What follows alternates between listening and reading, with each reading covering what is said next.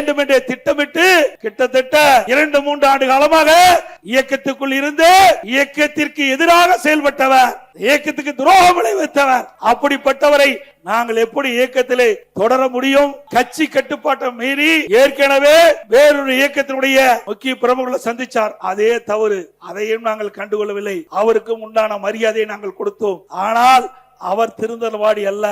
அதற்கு மாறாக நான் மனம் திறந்து பேசுகிறேன் என்று சொல்லி இங்கே கோபிச்செட்டிப்பாளையத்திலே ஒரு பேட்டி கொடுக்கிறார். அந்த பேட்டியிலே அவர் சொன்ன செய்தி, என்னுடைய கருத்தை பிரதிபலித்திருக்கிறேன், இதற்கு ஒரு காலக்கெடு விதித்திருக்கிறார். 10 நாள்ல எடப்பாடி பழனிசாமி இந்த இணைப்பை முன்னிறுத்தல் என்றால் நானே முன்னிருந்து நிறுத்துவேன் என்று தலைமைக்கு எச்சரிக்கை கொடுக்கின்றார். அப்படிப்பட்டவரை நாங்கள் எப்படி இயக்கத்திலே தொடர முடியும்? அப்படிப்பட்டவரை எப்படி இயக்கத்திலே தொடர்வதற்கு தலைமை அனுமதிக்கும் என்பதை எண்ணிப்பார்கள்.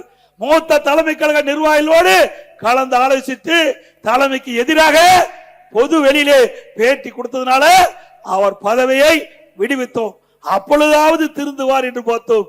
அப்பொழுதும் திருந்தவாடி அல்ல. மரியாதைக்குரிய தேசிய தலைவராக விளங்கிய பசுமன் ஐயா முத்துராமலிங்க தேவர் நினைவிடத்திற்கு போனாங்க.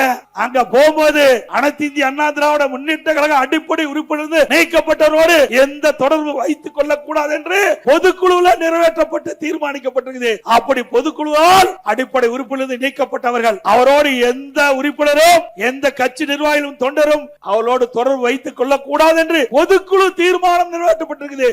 அப்படி இருக்கின்ற பொழுது பொதுக்குழு தீர்மானத்திற்கு எதிராக அவர் நீக்கப்பட்டவரோடு அந்த நினைவிடத்துக்கு செல்கிறார். பிறகு வேறு என்ன செய்ய முடியும்? தலைமை கழக மூத்த நிர்வாகிகள் அழைத்து பேசி அவர் இனி இந்த இயக்கத்தில் தொடர்வதற்கு லாயக்கற்றவர்.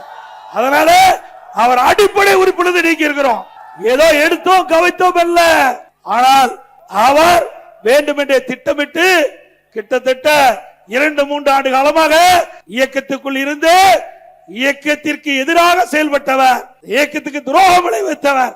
அதனாலதான் அவர் இன்றைக்கு அந்த அதிமுக நீக்கப்பட்டிருக்கின்றார்.